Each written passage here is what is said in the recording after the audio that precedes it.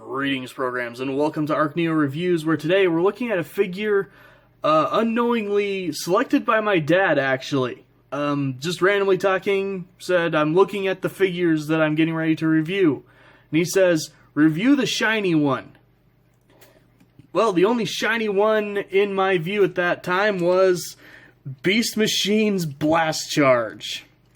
So we are going to look at him. But, really quick, just because I can, here's his card back.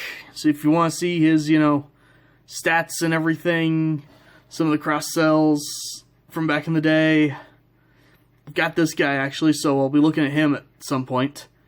Also, something I dearly miss from this era, they actually had,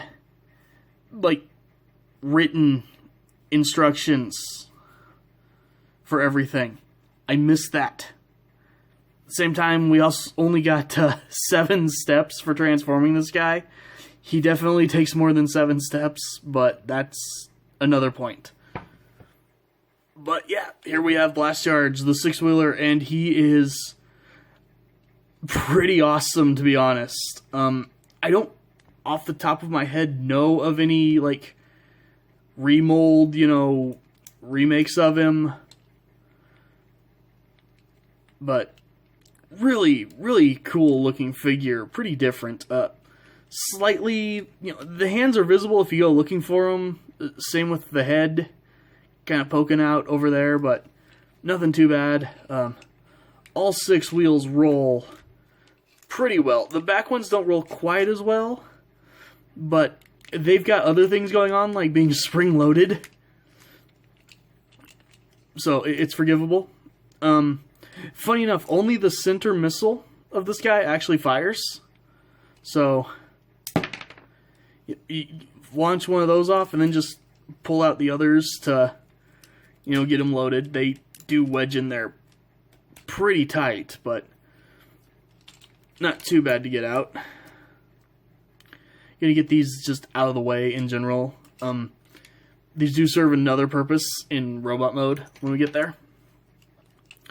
And the turret does aim up and down, and then back here it's got a little wheel to spin it back and forth, which is pretty cool. I did really like this era where you got little gimmicks for some of the different modes.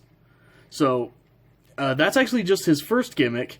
Then the second gimmick, right here, if you push down on kind of the engine, I guess, or whatever, the front pops forward and becomes articulated. And this is his attack mode. Because somehow being able to turn the front of the vehicle independently is better for attacking. Okay. Just take a moment to appreciate the heck out of that chrome up front. Yes, it is absolutely a fingerprint magnet. As well as from its age, I'm a little paranoid about it, to be honest. So I have actually clear-coated all of my Beast Machines figures that have chrome on them. I have actually sat there and just hand-painted clear coat all over them to try to keep that chrome from flaking off. But we will go ahead and get this guy transformed. So you do want to have the front popped out for that. Come down under here and disconnect the wheels. Kind of pull them back, get them out of the way. Also, yes, I am having to refer to the instructions on this guy. He's more complicated than you would expect. So, also going to turn this piece around, move the wheels up on their double hinge, get them like that, and to fold the wheels kind of down like that, get them out of the way. Bring the arms out, and they should There we go. Clip in on the sides there.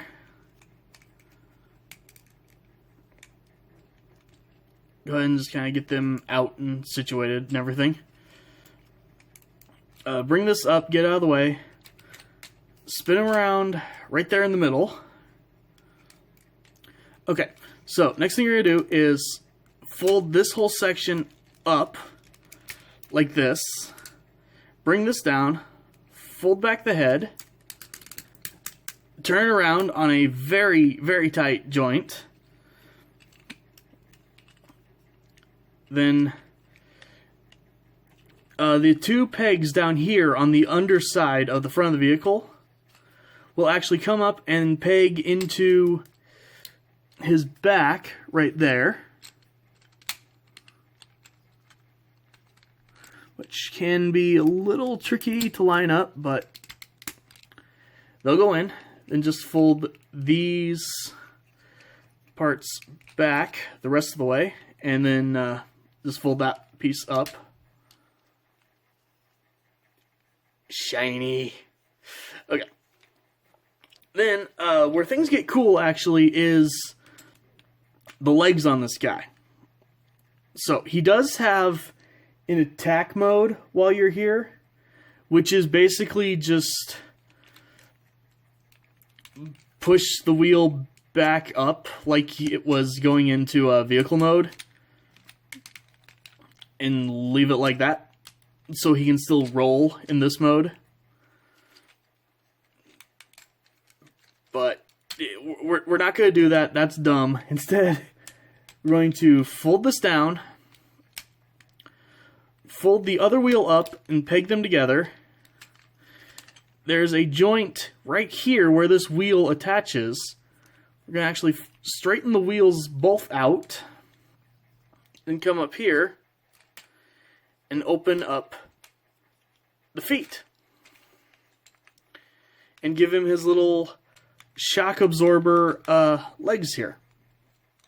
So, same thing, other side, close that up, straighten it out, foot. And there we have Blast Charge in his robot mode. And he's a very silly looking figure, I'm not gonna lie. He's really, really stout. But there's something about him that is just kind of endearing and still really fun. So, as you can see, like half the figure is backpack in this mode.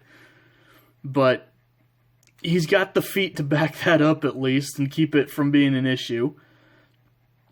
As well as if you want, you can transform the legs like that if you want them more forward.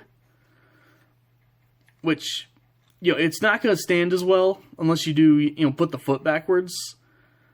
But it does, it's one of those things you could do it and pass it as being how he transforms.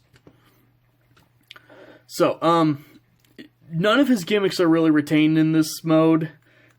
Most you really have is, again, springy feet.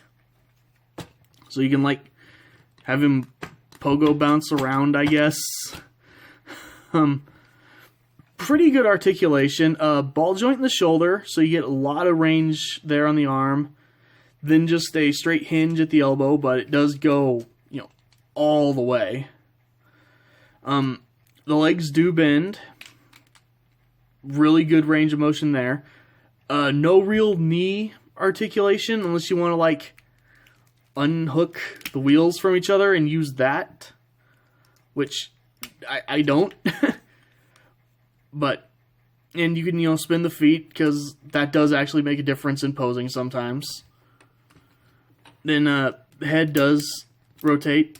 Again, very, very tightly on mine, but it does rotate. Let's go ahead and bring him up here. That is definitely a head sculpt to appreciate. I love the head on this guy. Specifically, like, a lot.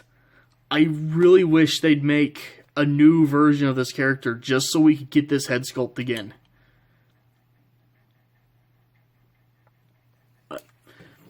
So you can still fire the missile from his now chest if you want, but you can also take the missiles and put them in his hands to be little club weapons, which is actually kind of cool. It's neat to see a use for, you know, a missile that's not just shooting it. So I always give props to Transformers that figure out a way to do something different with the missiles.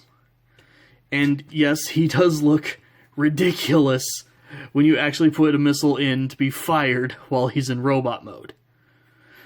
But, you know, weird, silly little guy aside, I can't say I overall recommend him, just because Beast Machines figures do tend to be a pain in the butt to track down nowadays. But if you happen to come across him and he's going for a decent price, yeah, he's worth picking up. He's a very weird, very interesting little figure. So, thank you guys for watching, and I'll see you next time.